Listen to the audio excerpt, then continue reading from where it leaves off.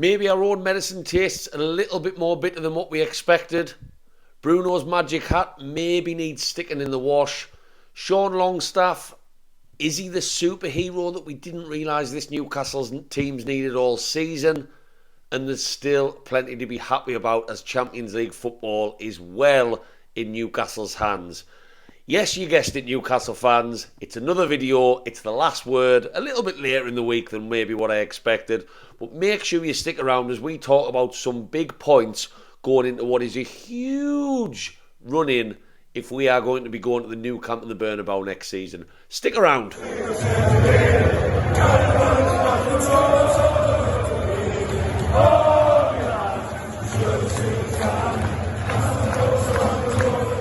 Welcome back to Black and White Banter, you lovely, lovely Newcastle fans.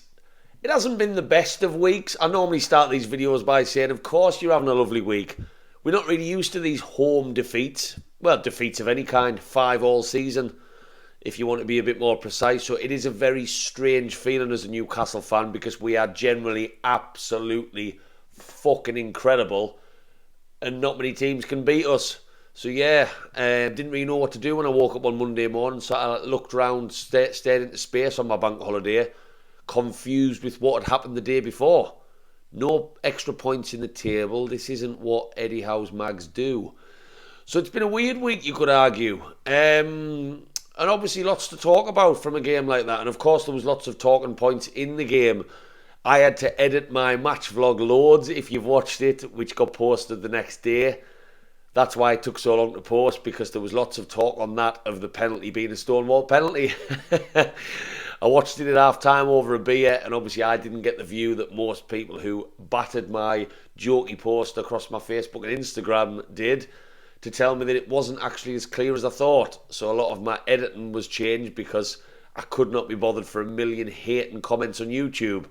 And when I watched it back, yeah, I think it did hit his thigh, so I had to do a lot of editing for that one. So that's why you should whack that like button.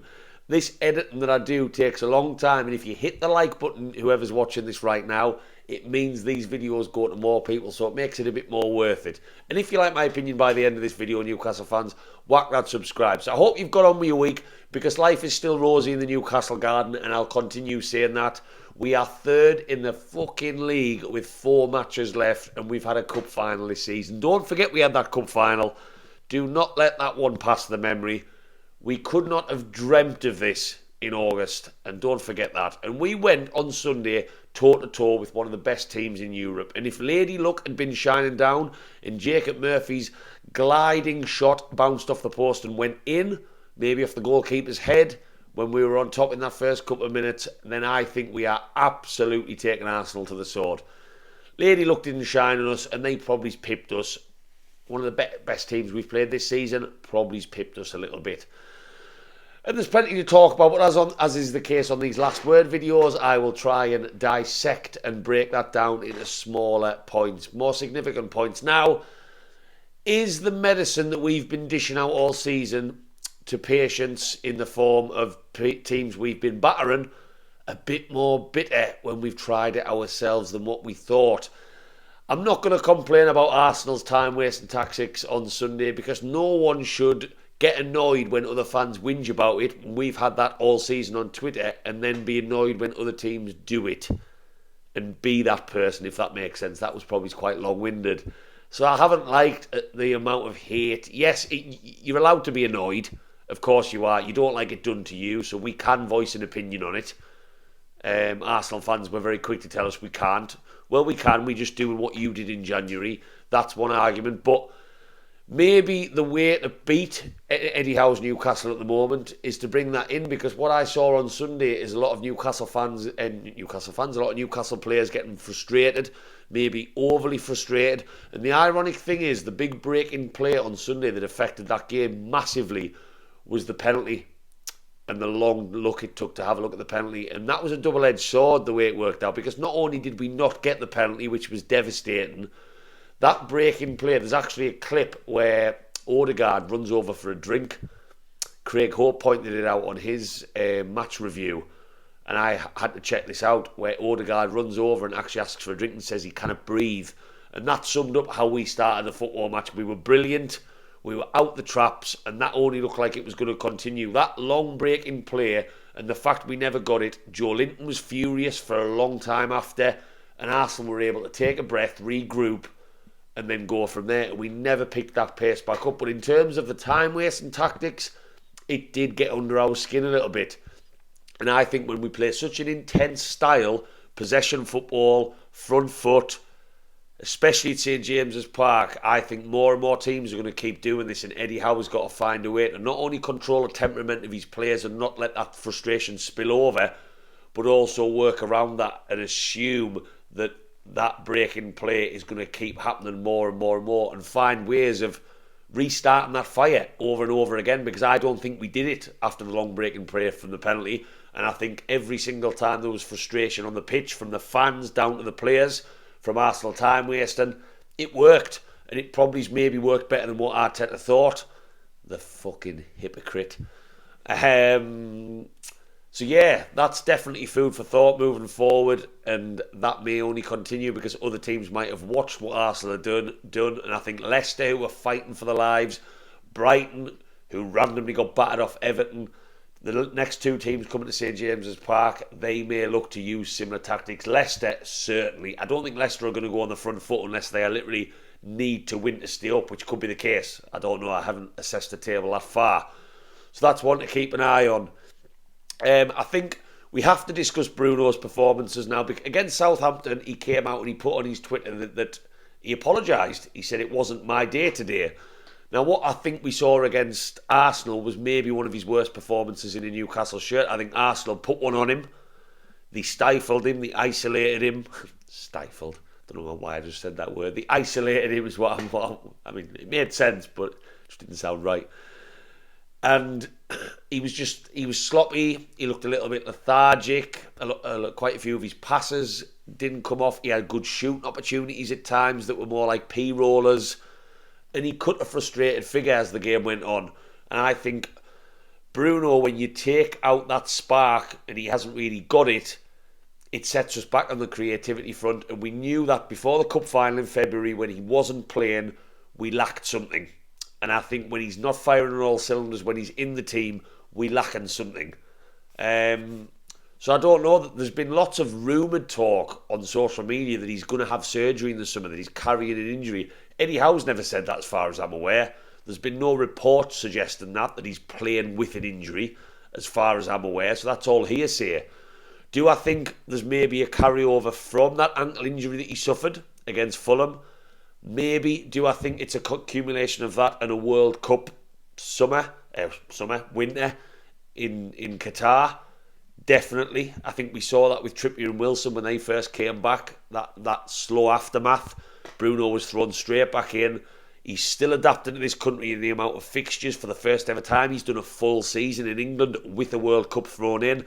I think there's a bit of that. And I think the season now, as much as we need him in these 4 huge games, the sooner that trickles to an end, I think Bruno will be the one that's probably the most happiest for it in that Newcastle squad. Maybe you could argue Callum Wilson as well with his injury record.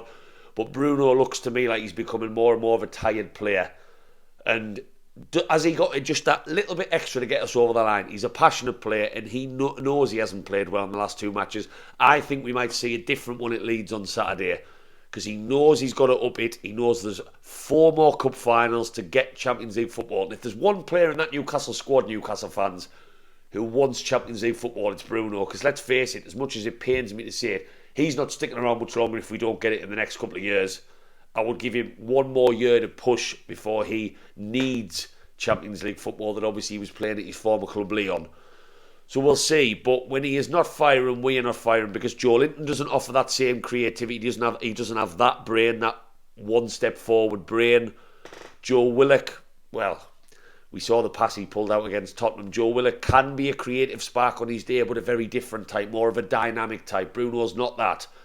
I honestly think as well, and it's going to lead me on to my next point, Sean Longstaff missing affects Bruno in the most negative way. It really, really does. It allows Bruno to push a couple of yards on, not worry as much about those defensive duties as what he has to when Longstaff's not in the team, and it frees him up. And that moves me on to my next point. Sean Longstaff, I don't think any of us think he's a world beater, and I'm constantly talking about him now on these videos because he's missed a couple of games, and the Villa game he missed and we got beat in that one as well. Sean Longstaff is not the sole reason that we got beat to Aston Villa and beat off Arsenal. If anything, as I said at the start of this video, the Arsenal defeat was a bit of lady luck not shining on our side. But what you are seeing is a much more exposed back four. Against Aston Villa, Botman and Shea didn't look the same. They were exposed as hell. Against Arsenal, Saka got in behind, Martinelli got in behind, and Nick Pope saved us. And defensively, we did not look the same unit. And I honestly believe Longstaff being in front of them allows them to push on a little bit further and tighten up as a back four, carrying into midfield.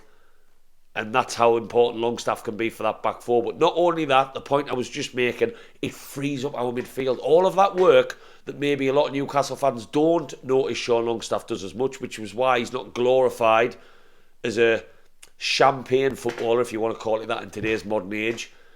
A lot of that goes unnoticed, but what a lot of that allows is Joe Linton to push on and drive forward without worrying too much about what the opposition's going to do if we lose the ball. It allows Bruno to play most of his game maybe a yard further forward. It allows Willock, I know Willock's slightly more wide he's played, so maybe not him as much, but it allows Willock to again have a bit more freedom and creativity moving forward. I'm not saying Longstaff protects all three of them players. He's not Superman, despite that being the image I've created.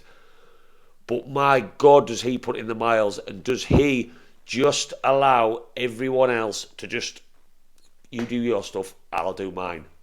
That's why this works. And it has worked. It's worked all season.